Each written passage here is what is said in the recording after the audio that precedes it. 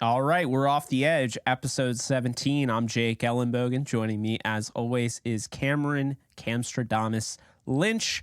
And today we are going to be talking about the top 10 power rankings. We graded every single draft class in the NFL. And now we're going to get into a little bit of the rest of the NFL and kind of who stands out following the draft, following the draft grades, and following free agency to a degree. So before we get into that, be sure to like, subscribe, comment, rate, review wherever you're consuming this content. And just a quick word from betonline.ag. BetOnline is your number one source for all your basketball info, stats, news, and scores. Get the latest odds and lines and the latest matchup reports for this year's NBA playoffs. BetOnline is your sports intel headquarters this season, as we have you covered for all your insider sports wagering needs, from basketball, MLB, NHL, golf, to UFC and boxing. The fastest and easiest way to get your betting info, including live betting options and your favorite casino and card games available to play right from your home. Head to the website today or use your mobile device to get in on the action. Be sure to use our promo code BELIEVE to receive your 50% welcome bonus on your first deposit. Bet online where the game starts. So Cam, we're going to start here and we're going to end here because the entire show is going to be our top 10 power ranking show, right? We know how big of a deal the top 10 is. So if you guys want to get mad at us or want to applaud us, there's a comment section for that. There's also Twitter at JK Bogan for me, at Cameron Lynch 50 for Cameron Lynch, and at Off the Edge Show if you want to yell at the show or give the show some praise. I wouldn't mind either or. It's all fun. So Definitely. We're starting from the bottom, going to the top, starting with number 10. And Cam, who do you got for number 10? Jake, I got the Jags at number 10. The Jags, I think they bolstered themselves up. I think I gave them a B during the draft. And we always talk about this, Jake. The draft is not the end-all be-all, right? And these rankings aren't the end-all be-all because they could go to the season and just flop, right? But the Jaguars, they finished strong last year with their ranking. I believe last year they were like number 7, a little bit higher in the power ranking list, but I dropped them down a little bit because other teams crushed it in the draft, right? You talk about the Dolphins, you talk about the Jets, really the Jets, but some folks really crushed it this year. But I got the Jags coming in number 10, Jake, out of the league when it comes to after the draft. You think about some of the pickups that they had in the offseason as well. We're not just thinking about the draft, but just their whole addition. Calvin Ridley's coming back. Jake, we're talking about the betting piece, how important betting literacy is at this point. Calvin Ridley, I think he's going to come back with a vengeance, right? The Jags, they lost in the playoffs. I think Calvin's sitting at home like, dang, if only I was there, things would have been a little bit easier. So I love that piece there. And then, with ETN being a little bit banged up, you got some running backs, Tank Bigsby coming in from Auburn, which is really cool. Anton Harrison coming in at tackle to protect, the quarterback there at the Jags. So I love their picks there, Jake. Any thoughts from you on the Jaguars in that 10th place spot? Yeah, so I kind of wrestled with that. I had them 10th or 11th. I decided to go with 11th, so they missed mine, but they would be the quote-unquote honorable mention. Now, the interesting little tidbit that I didn't know is when they drafted Anton Harrison, they actually knew that Cam Robinson was going to receive a suspension. So I believe it is a substance abuse suspension, if I'm not mistaken, but he is going to miss some games. And so I think Anton Harrison, who you and I both liked coming out of the draft at Oklahoma, I think he's going to get a chance to really establish himself early on. And if he has to kick on over to right tackle when, if and when Cam Robinson comes back at that left tackle spot, so be it. But I think they got a really good player in Cam Robinson, and to add to their running back room, like you said, with Tank Bigsby.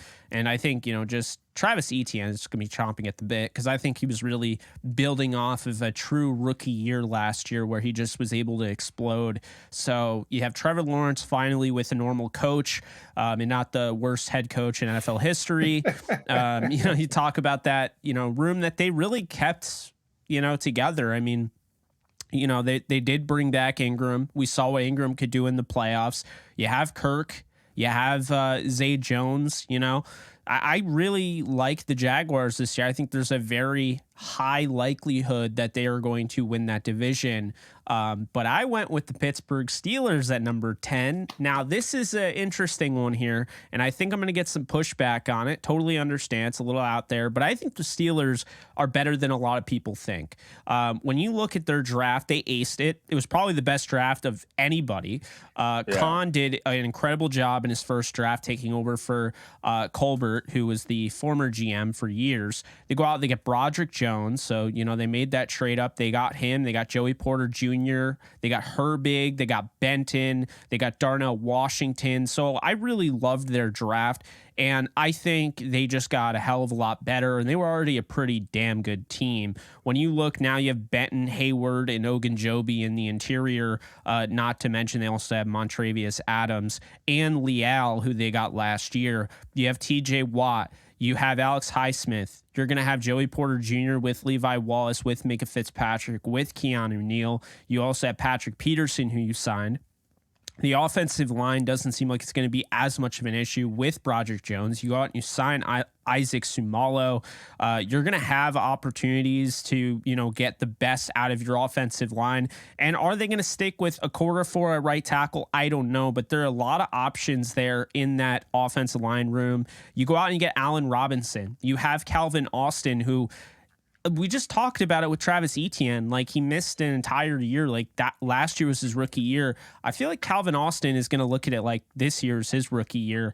And, he's going to be that power fourth receiver where he doesn't have to start, but he's going to give him an extra gear that I don't think any of them are going to have in Allen Robinson, George Pickens, and Deontay Johnson. So when you look at all of that, Kenny Pickett going into year two, showing you at the end of the last season just the level his play goes to in crunch time. I think they're going to be in a lot of close games. They got a very, very tough conference that they're playing in.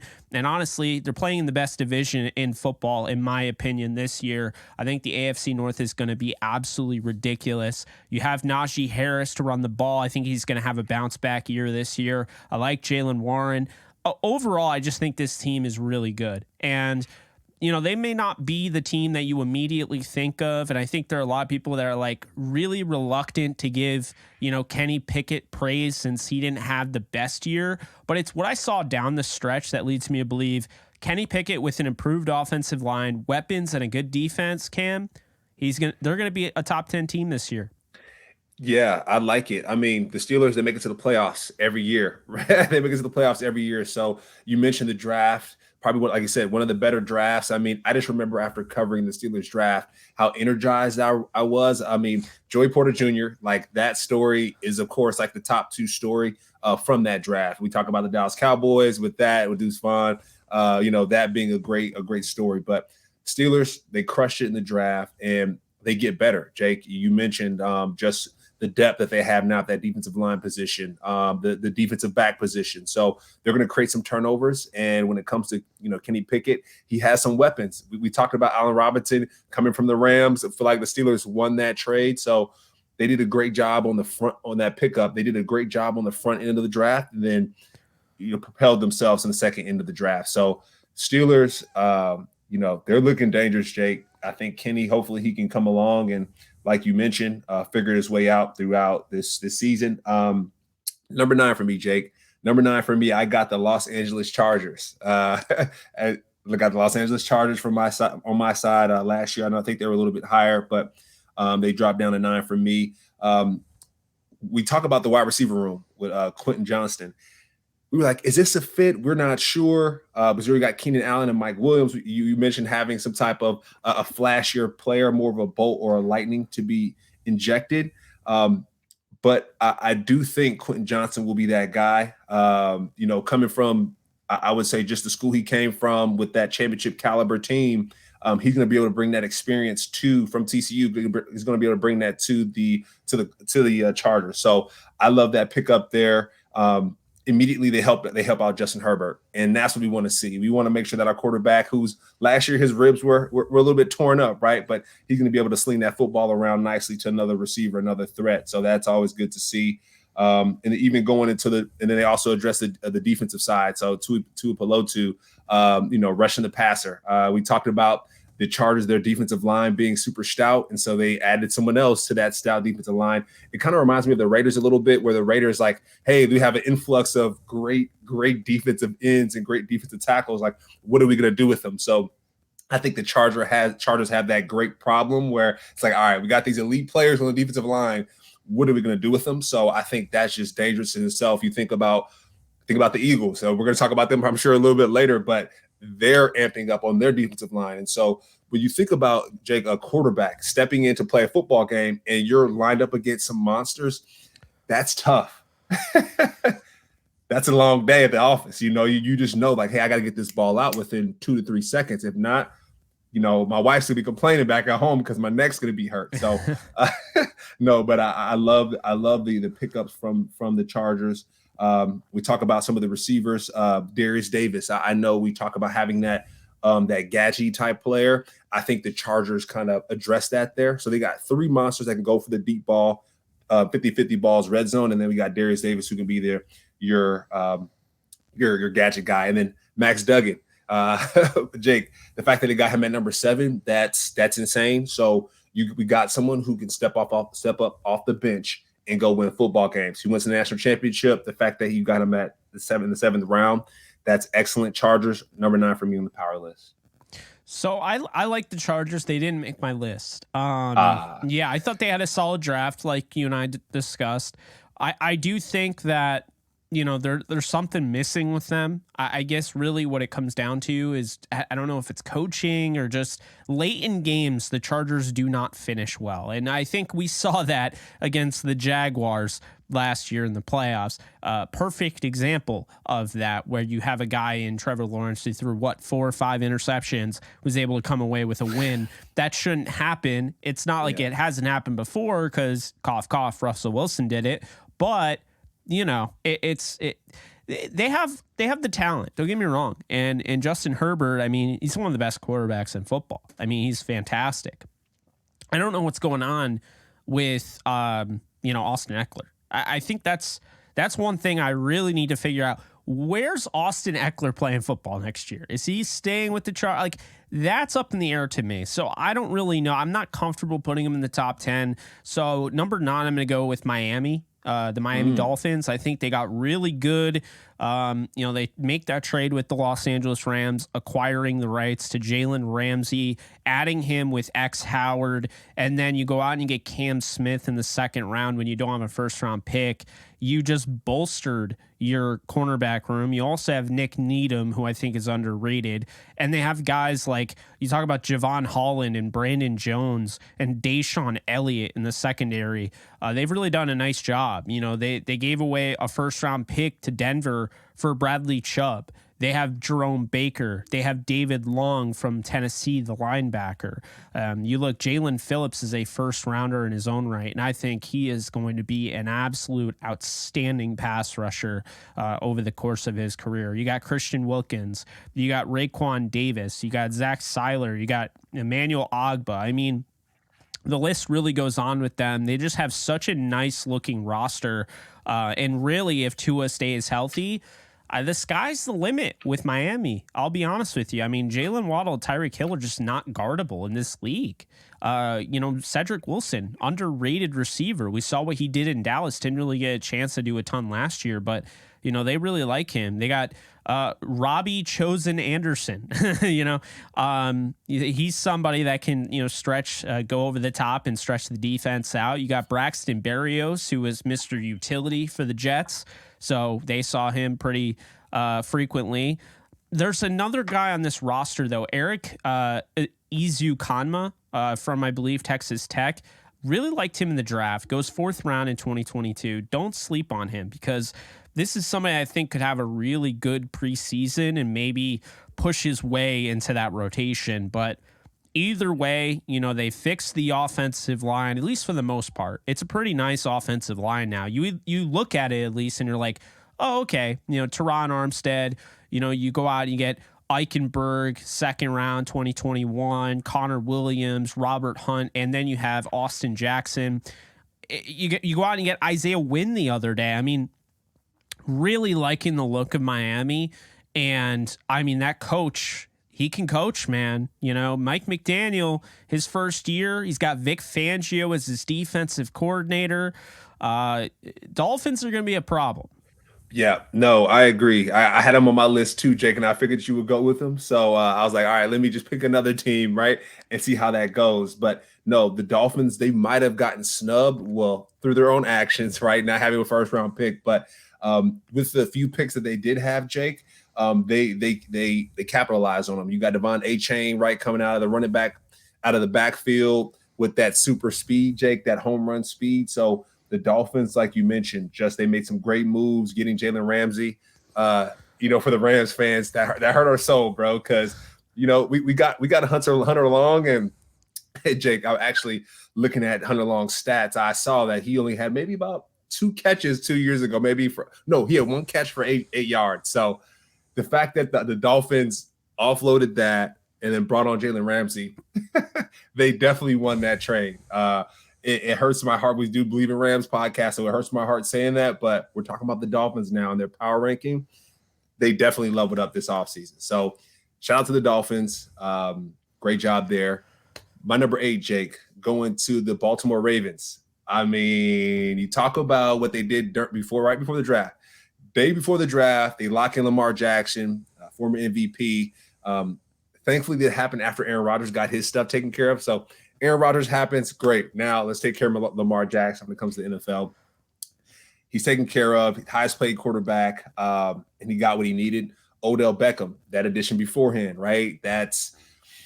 He's Mr. Football, Jake, right? When you talk about football, when you talk to somebody about football internationally, they're going to, of course, talk about Tom Brady, but they're going to definitely bring up Odell Beckham at some point. So no matter if he is year 8 to 10 in his career, whatever that looks like, he's still going to put butts in seats. So that was a great move by the Ravens. And then picking up Zay Flowers, right? Zay Flower calls Odell, right after the draft, and they had that conversation. So that was really cool.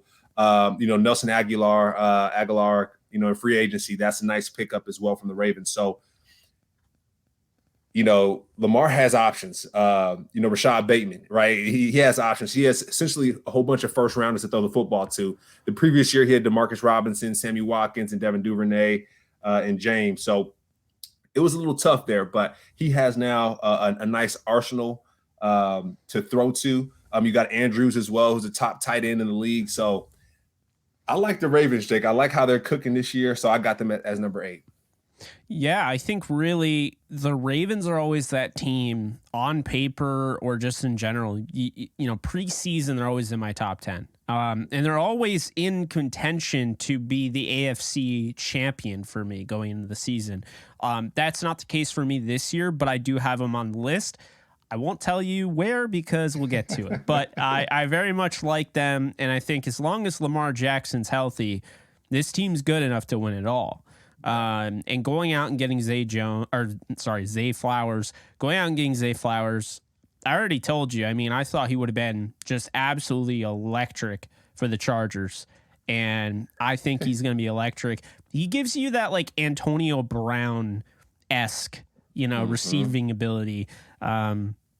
He's so strong at the catch point, but also this is somebody that when you watch him blocking, like he wants to put you in the ground, and it's like, wait a minute, I thought all wide receivers were divas. I thought they didn't care about that stuff. I thought all they cared about was, not getting touched, getting open, and catching the ball in the end zone and doing dances. Goes against everything that I've ever heard, right? I mean, so yeah, Zay Flowers, definitely I'm a fan of his game for sure. But number 8, I actually am going with the Detroit Lions, who let's stop the madness, okay? They are going to open up the season playing against the Kansas City Chiefs. And Cam, you can see who's watched football over the last year and who simply hasn't, because the people who have watched football know why the Lions are playing opening night against the Chiefs, and the people who haven't watched football are the ones complaining about the Lions opening up, opening night. Here's what I'll say to this, okay? The 49ers played Seattle, in the first round of the playoffs. And I'm not going to say what you probably are expecting me to say, because obviously week 18 was not great. and the Lions were hosed and they should have been in the playoffs. I'm going to just say this.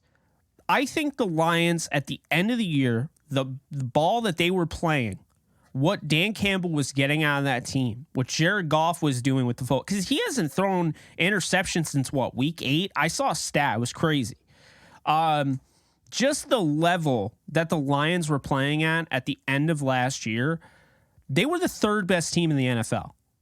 Like, I really believe that. I feel like the Lions would have beaten anybody. They could have beaten anybody. They would have beaten almost anybody. I think they could have won the Super Bowl. I know it sounds crazy to say, but that offense wasn't stoppable. That offense was dominant. They were scoring like crazy, and then their defense was starting to play at a decent level towards the end of the year, which people kind of want to pretend to forget about. So when I look at the Lions right now, I mean, sure, Mr. Touchdown last year, Jamal Williams is gone. Okay. Yeah. Sure, they traded away DeAndre Swift. They didn't do it for cap reasons. They did it because, well, they think they found something better. They signed David Montgomery from their rival Chicago Bears for a 3-year deal, and they go out and they draft Jahmyr Gibbs. And I think Gibbs is going to be a star, day one. I think he's going to be absolutely insane in that offense. They got Josh Reynolds, has the familiarity factor with Goff playing in L.A. Amon-Ra St. Brown, who's one of the best, receivers in the game. Marvin Jones, who is a fan favorite. He's going to scratch the back, the fan service, but he's still a good player. And I think a lot of people forget that because he went to Jacksonville and kind of played more of a veteran leadership role and didn't quite have to get involved as much. He was more of a 4th or a 5th option. I still like, what they have in Khalif Raymond, but man, let me tell you right now, they got this kid out of Iowa, Sam Laporta, in the 2nd round, who is going to be a monster. Okay. Mm-hmm. I tried to warn people. This is the best tight end from the draft. And he goes to the Lions of all teams with Ben Johnson as the offensive coordinator. By the way, big reason this whole thing is working is because Ben Johnson, despite all the offers, despite the fact he probably could have had any of the available head coaching jobs, Ben Johnson chose to stay.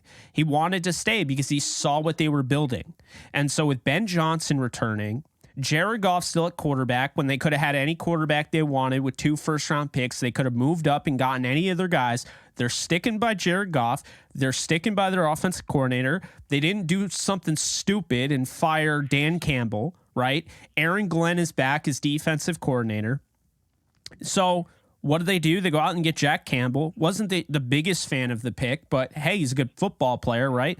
Brian Branch, you have Aiden Hutchinson, last year's first overall pick. You have Cam Sutton, who you get in free agency. You grab Chauncey Gardner-Johnson from the Philadelphia Eagles. That's going to stink for them. It's going to help you. Tracy Walker III's a stud. Kirby Joseph's a stud. We talk about, Illinois being potentially DBU incoming. They've been doing a great job. Emmanuel Mosley, who's very underrated, coming from the San Francisco 49ers. James Houston, who nobody talks about, had like 9 sacks. No one wants to ever mention that guy's name, probably because he was a 6th rounder last year. Huge steal for them. Just wanted to give him some credit. What they've done, they have one of the best offensive lines in football. What the Lions have done is they've taken something that they were good with Stafford, but Stafford was really carrying them for the most part. Their defense was an issue. Their offensive line was really hit or miss. Some years it might be solid. Some years it was awful. They've taken all the capital they got from the Matthew Stafford trade and they've reinvented themselves. They've focused on the issues at hand. Brad Holmes is a big reason for this because Brad Holmes was with the Rams from 2003 to I think it was 2021. So Brad Holmes comes in. They go out and they get a coach that's hungry. This Lions team, there's no reason to say that this Lions team can not only make the playoffs, but they can win the damn Super Bowl. Okay, hot take. Cut it up. You mentioned something. Ben Johnson staying at the Lions because he sees something special. I think that's really important. I think that's rare because people are going to look to get the bag. the Lions, like you mentioned at the end of the season, were looking super dangerous. No one wanted to play them. Aaron Rodgers.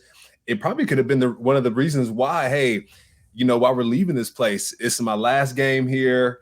I want to get a win. If I win, do I stay? If I lose, do I go? And maybe in the darkness retreat, he was like, the Lions beat me. It's time to go. You never know. But the Lions looking super dangerous. We talked about the coordinator staying because he saw something important. The team that I have next at number 7, a coordinator that decided to stay, Dan Quinn. Defensive coordinator of the Cowboys. I got the Cowboys at number 7 for me, Jake. The reason why I say that, Dan Quinn was a former coach of the Falcons. So we used to battle with Dan Quinn. I used to play against the Falcons a lot. And so him taking the role as a defensive coordinator of the Cowboys is really cool. And the best thing that I saw during the draft was Michael Parsons doing a podcast. I saw him doing a show and him showing a text to Dan Quinn talking about, hey, we need to go get Mozzie. That's our guy. And Dan Quinn responding like, I'm all about it. Let's go. And so I loved how they moved up in the power ranking because we talk about happy wife, happy life, happy Michael Parsons, happy Cowboys defense. So I love that for the Cowboys. When it comes to scoring touchdowns, they can get it done. So the fact that they are now bolstering up that defensive line times 10 is amazing. I'm just going to read off some of the defensive linemen that they have here, Jake, right? You got Mozzie stepping in. They had some trouble in the run game, so got Mozzie to stop that. Michael Parsons. You got Dorrance Armstrong. You got DeMarcus Lawrence still and Sam Williams. So you got some boys that can really stop the run and go get after the passer. So the fact that the Cowboys got Mozzie and Dan Quinn, that's really awesome. And not to say, Jake, let's put a timeout here.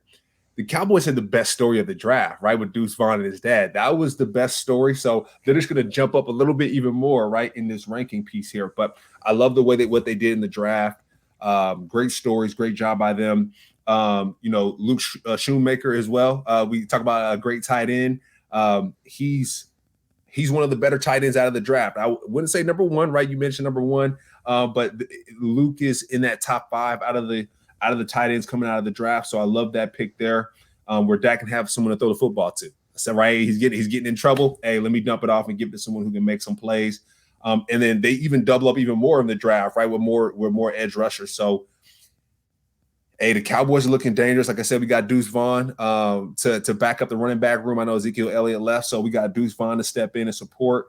It feels like we have 2 scat backs now. You never know, but Deuce Vaughn, an explosive playmaker. So, yeah, I got the Cowboys, Jake, stepping up in this draft, and they did a good job. I actually do not have the Cowboys in my top 10. They're another team that missed, as well as the Vikings. I wanted to throw them out there because I'm going to get asked, where are the Vikings? They're not on there. My next one, San Francisco 49ers, number 7. Nice. All right. So the 49ers, right? They go out and they get Christian McCaffrey last year to add on to the fact they already gave up capital to go and get Trey Lance. Now, we can sit here and talk about the Trey Lance move being very confusing and not really knowing what direction this team's going in. But let's just talk about what this team is right now, okay? They did go out and get a potential starting caliber safety like we talked about on one of our grade shows, Jair Brown. I really like D. Winters. He has a shot to actually play this year, I think. They have one of the best defenses in football. Now, they go out and get Javon Hargrave. That was overkill. Did they really need to do that? I don't know, but he's really good. They did lose D'Amico Ryans, however. And I think that is going to sting more than people give it credit for. I think Steve Wilkes is very good, but I think D'Amico Ryans was, I don't want to say he was better than Robert Saleh, but he was on that level. And to make it so there was like no turnover at all, well, it makes sense because they were both in the building at the same time.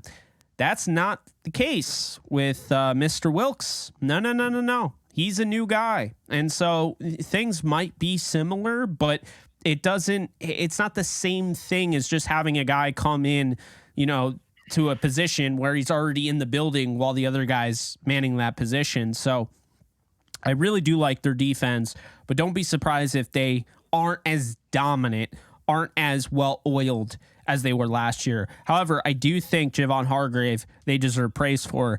I do think going out and getting Isaiah Oliver was an incredibly underrated move that they do deserve praise for. They didn't do a ton in the draft as far as going out and getting guys that can play day one, but I think they got some solid guys, and of course they drafted a kicker that we've already had a laugh track of comedy over. But let's look at it this way, okay? I don't know who's going to be the starter, and I think that's the most concerning thing. So when people ask me, Jake, why do you have San Francisco at 7? Do you just hate them? Is that why? No, that's not why at all. The reason they're at 7 is because I have a legit question mark as to who's going to be the quarterback, and I think it's absolutely fair. Now, you could say Kyle Shanahan's offense is foolproof, and I would say maybe to a degree you're right. I mean, we saw it. We joked about it, right? Jimmy Garoppolo just throws straight down the field. It's the quick one read, quick slant. And it's like no one ever covers it. It's like it's always open. But I don't know if it's going to be Sam Darnold, because right now it sounds like it's going to be Sam Darnold. And if that's the case, that's not the quarterback that you would expect them to go with, right? You'd expect them to go with Brock Purdy. And if they don't go with Brock Purdy, well, I don't know. So I think they have a lot to them. Their offensive line is pretty much going to be the same as last year, which is always a good thing, except for the fact that they are losing their right tackle. He's out, the kid from Notre Dame. I'm totally blanking on his name. Colton McKivitz will take over. But the receivers are pretty much the same. And, the running backs are pretty much the same. So really not a lot changed, which is a good thing when you're a team like the Niners. But I have them at 7, and I think they should definitely be in contention to get back to that NFC title game. Yeah, I agree, Jake. The fact that I think just starting with Christian McCaffrey, full stop. I think that might have been one of the best mid-season trades and additions to a team that I think I've seen in a minute. And the Rams might have it for a little flash with Baker Mayfield, right? Him stepping off the plane in 48 hours, scoring some touchdowns and winning the game. But the 49ers, I think, I've seen the biggest shift in their gameplay when they got Christian McCaffrey. So I may have like a triple crown, I think, when he first stepped into the field. So it was a crazy adjustment. So 49ers, I love that power ranking, Jake. I'm going to go back to the kicker spot here, right? Because I know you hate talking about the kickers. It's like, hey, let's not spend that much time on the kickers. But we always talk about Robert Aguayo, right? Getting drafted super high, second round by the Buccaneers. And then the 49ers selecting Jake Moody at the third round. Jake, I mean, the 49ers, they score a lot of points on offense, but the fact that they're adding another person that can, I wouldn't say is automatic at scoring points, but that makes them that much more dangerous. So I'm curious to see how they're going to do this year. And you mentioned it, the defensive side of the football. With D'Amico not being there, Jake, that's going to change a lot. We talk about the Rams and, what they've done during the Super Bowl and some of the coordinators that have left. You think about the Eagles this year. They lost both coordinators. I know they're going to be pretty high on our list here, but will they be the same team? We're not sure. So I think the coordinator position is so important because it's like having a chef in the kitchen. We talked about this, having mom cook versus dad cook. So dad may not cook great or mom may not cook great, but if you take one of them away, then who knows what the recipe is going to be like and the ingredients going to be like. So curious to see where that goes for the 49ers, Jake. My next one, Jets, Jets. That's my number 6, Jake. The biggest move during the offseason, which is keep it 100, Aaron Rodgers, right? If Tom Brady moves during the offseason, that's the number one pick. That's the number one story. Aaron Rodgers is second right behind that. Him going to the Jets broke ground in the sports community. So that's why they're number 6 for me, Jake. And their draft pick, Will McDonald. Okay, Jake, the fact that they picked him first, because I know he was your guy. We were talking about him too. We were blue in the face. We weren't really talking about Nolan Smith and all these other guys like, hey, pick them. We were talking about him. He was our biggest sleeper. The only thing for him was he was a little bit light in the pants. But as Salah said during the draft, we're going to get you from that 4 to that 9 technique, my guy, because you're 230 freaking pounds. So Unreal. So I think just to see, also to add to this, the progress from last year to this year, I think they were ranked like number 17th in the ranking, and now they jumped up to number 7 for me. I think they made the most progress from last season to this season. And then just going back, to some of their additions, right? Randall Cobb, Alan Lazard, McCole Hardman. I know with Hardman, you give him some slack, right? But Billy Turner, and they drafted Carter Warren. So they got some guys, Jake. They got some guys. They got a center right after that, Joe Tippmann. They got an offensive tackle from Pittsburgh, Carter Warren. So, and then Izzy Abikanda, Jake from Pittsburgh. I mean, these guys gonna be cooking, Jake. They're gonna look pretty dangerous. Come when the season starts. And yeah, I'm just excited to see it. Like I said, Jets, Jets. Jake, I've never been a Jets fan like that, but Saleh coming to the Jets and seeing the changes, I'm gonna have to give me an Aaron Rodgers jersey at this point. Number 8, it's just gonna look so weird, man. I don't know. That'll be an adjustment. He's in green and he's wearing number 8, not 12. But hey, I like it and I respect it because I mean, let's be honest here. Like Namath even said he could, and he's like, no, I'm not going to do that. Like that's your number. Like that's retired for a reason. It's cool that he did that. I'm sure fans will give him some bonus points for that. But yeah, I have the Jets on this list, but I'm not going to tell you where. So to be continued. But number 6, I got the Buffalo Bills. Yeah. And I think the Buffalo Bills have to have a real conversation. What are they going to do? Because, I mean, at this point, you have to make the Super Bowl this year. There's no excuses. I mean, you're going to start, like we saw, Stephon Diggs, like the pressure's already mounting, right? I mean, Stephon Diggs, like you could tell. And I just feel as though this Bills team has a lot. And, we saw, their GM, Brandon Beane, and what he came out and said, like, we're not going to put ourselves in a position where we have to blow it up like the Rams did.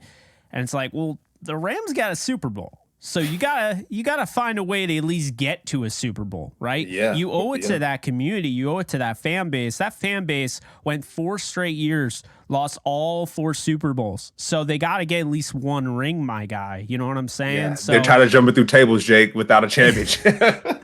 So yeah, I mean, I have them at 6 for that reason, not higher, because right now I feel like they're a really good team. They look good on paper, but there are better teams in their own conference, in their own division. Because Patrick Mahomes. Yeah, yeah. I mean, it's going to be a problem, and if you can't get to the AFC title game, this isn't going to end well. And I think with the Bills going out and getting Dalton Kincaid, some will look at this as this is a luxury pick. I look at this as this is how we get even, right? This is how we win. And, I think Kincaid is going to be that number 2 option. I don't think people are ready for what Dalton Kincaid can do with Josh Allen. This isn't just a tight end coming in and having to learn to play the offensive line and the wide receiver position, which is always the thing I bring up for young tight ends. This is a tight end that's going to be asked to just catch the damn ball. And like you said, throw it up to him, throw the damn ball. And when I look at Dalton Kincaid, he's blessed because he's coming into an opportunity where he's going from Cameron Rising, who's not a bad quarterback himself at Utah, to Josh Allen, who's one of the best quarterbacks in the NFL, has got pinpoint accuracy. He's got the velocity. He's going to, keep in mind, we talked about this also on the show. He's trying to cut down how much he runs. So this guy's going to throw it up and give him an opportunity. And I think Kincaid is number 2 behind Stephon Diggs. I really believe that in his rookie year. And I think that they're hoping to get something like a Kelsey, something like a Kittle out of him.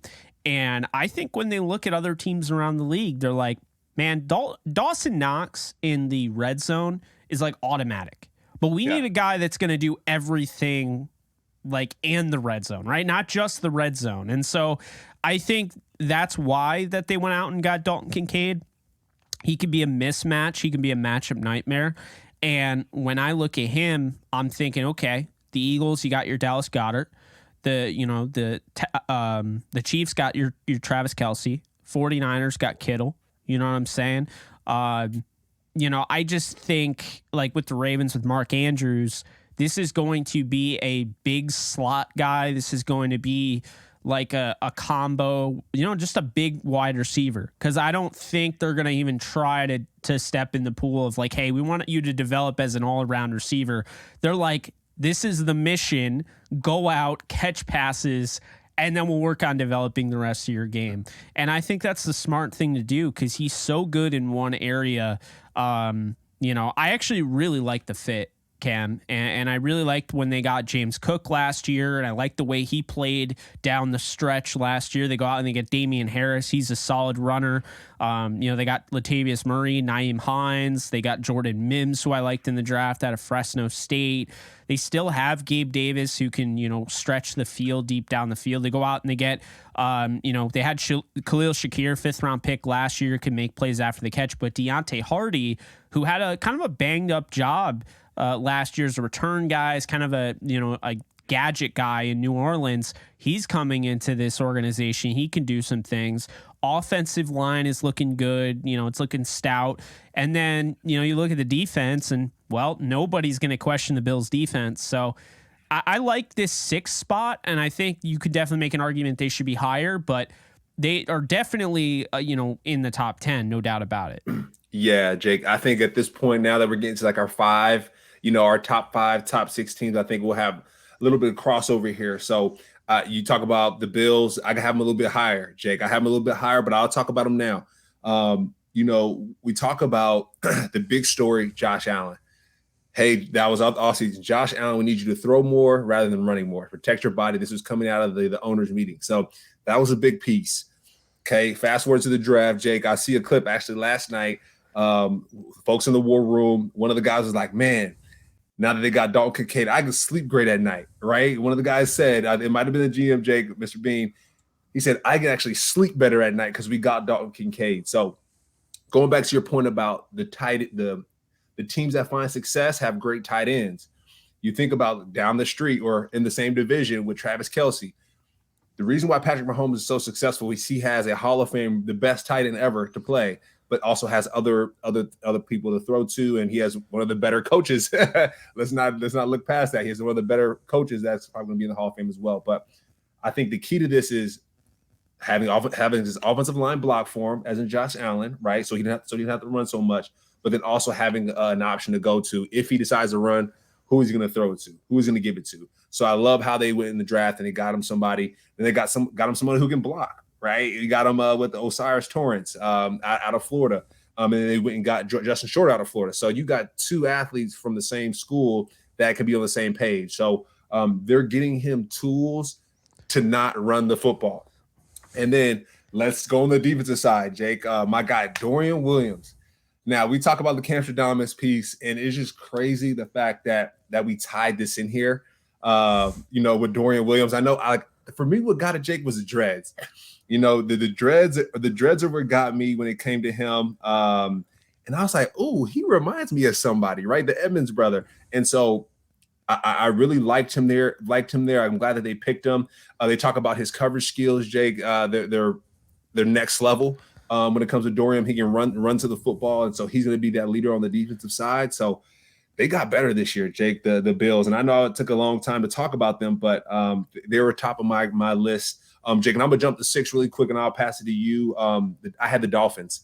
I know we talked about the Dolphins a little bit earlier, but we just go back to the Jalen Ramsey trade. I think that's where they won this offseason, was with the Jalen Ramsey trade, and getting – and then some of their picks that they have too in the draft with Devon A-Chain. So, Elijah Higgins, they got another person for Tua to throw the ball to. So I got the Dolphins at number 6, Jake. I know we talked about the Bills. They were your number 7, but the Bills are a little bit up further for me. But the Dolphins, the Bills, they're both crushing it. So do you have the Bills at 5? I have the Bills at 5, yeah. Gotcha. Okay, that makes sense. So I got the Ravens, who you already talked about. I got them at 5. And nice. I got to say, Rashad Bateman, Zay Flowers, Odell Beckham Jr., Aguilar, Mark Andrews, Isaiah Likely. I really like Charlie Kohler. No one talks about him, but they were both picked in the 4th round last year, tight ends. So, you got J.K. Dobbins, Gus Edwards. I really like the look of this offense and everything that's around Lamar Jackson. The offensive line looks stout. You got some big bodies in the offensive line. I mean, Ben Cleveland is a monster. He is absolutely huge. I think he's like 330, 6'7". I mean, he's a huge dude playing guard. You have Ronnie Stanley. You have Tyler Linderbaum. You have Kevin Zeitler, and you have Morgan Moses. And you also have Daniel Falele, the 400-pounder that's behind. So yeah, who's gonna get through there? It's brutal. So I really like what they've done for Lamar in actually getting him some weapons. I think Zay Flowers could have a monster season as a rookie because he can make plays all over the field, and Lamar doesn't have the common misconception is that Lamar can't throw the deep ball. He can. And the thing here is that Zay Flowers isn't just a deep ball guy. I love how we see, 5'9", whatever, Zay Flowers is definitely smaller, but we see that 5'9" receiver. Instantly that comes to our mind is, oh, that guy's a deep threat. I mean, Flowers is more than that. He plays above his frame. I just told you, I mean, he wants to block you into the ground. I don't know, man. I think when you look at it, I mean, they got a lot, and they already have a defense that's headlined by guys like Marlon Humphrey, Marcus Williams, Kyle Hamilton, Rock Ya-Sin, Roquan Smith, who they signed before Lamar Jackson, I might add. That was a little weird. But, yeah, I got the Ravens here at 5. I think they're a really good football team. And as long as Lamar's healthy, this team is absolutely a Super Bowl contender. Yep, I like it. The Ravens looking dangerous, Jake. I'm going to jump a little bit. I'm going to go up to my number 3 pick here, Jake, because I think we're starting to cross paths. But I got number 3, the Cincinnati Bengals, Jake. I got the Cincinnati Bengals up on my list, or number 4. I got the Cincinnati Bengals. Zach Taylor, just what he's doing at Cincinnati is next level. I mean, my man is crushing it. With Joe Burrow and that list there. Talk about just their draft, Jake. I know they signed Orlando Brown Jr. as their left tackle. Y'all are cheating at this point, right? You bring him from the Chiefs. So Orlando Brown Jr. Coming to play tackle. It's like the rich get richer, huh? The rich get richer out here. So it's a great move. And then even going to Lael Collins, Jake, we talked about him and we talk about the draft. A lot of times you get those crazy draft stories. Lael Collins, I had a chance to train with him and he gets hit with some crazy, issue and his draft stock drops. And so he goes, I think, to the Cowboys and balls out there, then goes to the Bengals and finding some success there. So, the fact that they have him, the fact that they've also brought on some great folks on the defensive side as well. We talk about Jordan Battle coming out of Alabama, playing safety, looking dangerous. So that's that defensive back room out of the Crimson Tide, man. The fact that they're stepping into this draft, looking pretty strong here. So they got some boys, Jake. They got some boys. The Bengals always looking strong. Can't forget about Chuck Sizzle. Chuck Sizzle, there you go.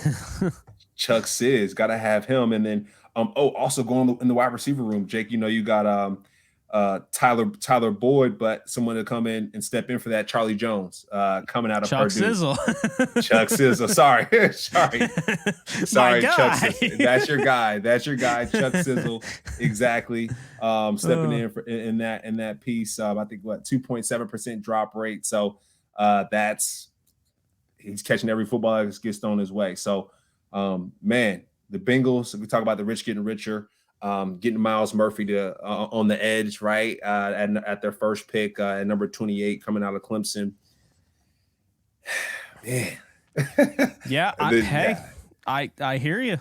Yeah, well, yeah. Let's dub this as we wrap up this show. Let's dub this the Elite Four section. For those of you who are Pokemon fans and know what I'm talking about. The Elite Four section. So you got 4, you got Bengals. 3, you got. 3, I got. I think I had the Bills. I had the Bills. At that 3. I had the Bills at 3, Eagles at 2, and then our guys at 1. Chiefs. Gotcha. So I had the Jets at 4. Ah, The Jets with a mediocre quarterback last year would have been in the playoffs and done damage. yeah. So the Jets with Aaron Rodgers, if Aaron Rodgers plays like he did with the back-to-back MVP seasons, they might be hoisting the Lombardi Trophy. Yeah. I Definitely. mean, that defense is built to win, and that offense, we saw it when Breece Hall went down. They were completely different. But with Breece Hall, he turned a mediocre offense into something to behold, and they gave the Packers fits last year with Breece Hall. Number 3, I had Philly. Okay. Nice. Number 2, I had Kansas City, and number 1, I had Cincinnati. The Cincinnati Bengals, I believe, are the best team in the NFL. And wow. I'll take it a step further.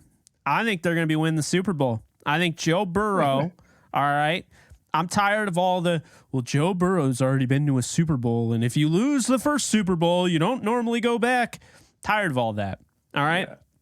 Joe Burrow has played 2 full seasons in the NFL. In those 2 full seasons, a Super Bowl and an AFC title.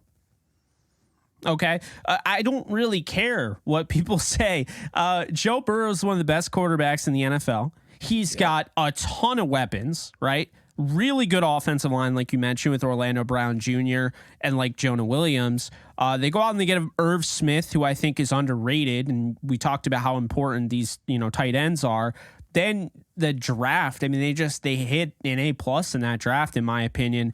They already had a really good defense, but they go out and they add Nick Scott from the Rams. You talk about adding Miles Murphy to that rotation. You got Trey Hendrickson, you got Sam Hubbard, Jordan Battle, Dax Hill, Cam Taylor-Britt, Chidobe Awuzie. You go out and get DJ Turner. I mean, my God, this team is stacked, and they are the best team in football until further notice. And I will say this right now, the Chiefs won, right?